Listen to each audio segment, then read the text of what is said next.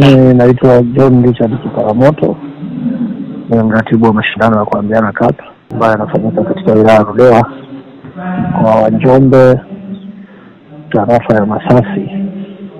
Mashindano yetu tumekuwa tukiyafanya katika maeneo matatu, kwa maana ya wilayani Ludewa,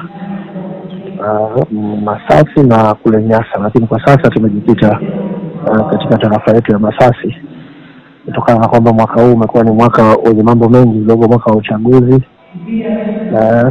lakini vile vile sasa kutokana na matukio haya ya uchaguzi, basi tumepunguza maeneo. Kwa mwaka huu tunafanya tu katika tarafa moja ya Masasi. Maandalizi mpaka sasa yameshakamilika. Navyoongea tayari mimi niko Masasi na wenzangu ambao tunashirikiana kuendesha mashindano, wote tuko Masasi. Ndani yetu mkuu wa mashindano Mheshimiwa Kuambiana naye yuko Masasi.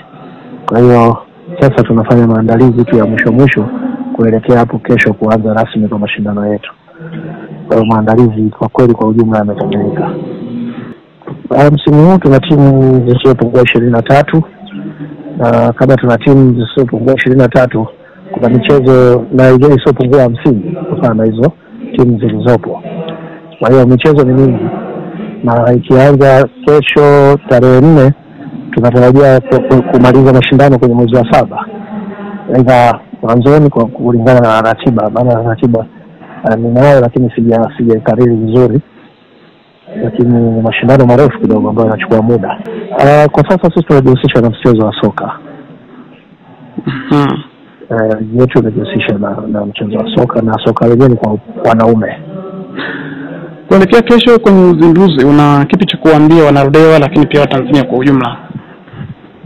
Kuelekea kwenye uzinduzi, ninawakaribisha sana wanarudewa wote, watu kutoka tarafa ya Masasi na tarafa zote za Mwambao. Ninawakaribisha kwenye uwanja wa Masasi ili waweze kushiriki kuona mbungi ya kuzindua msimu wa 6. Maana tunaingia msimu wa 6 sasa mashindano haya. Na kesho tunaanza kwa ngao ya jamii, tuna ngao ya jamii community shield, ambapo wanacheza bingwa wa mwaka jana na mshindi wa pili wanashindana kuashiria kuanza rasmi kwa mashindano.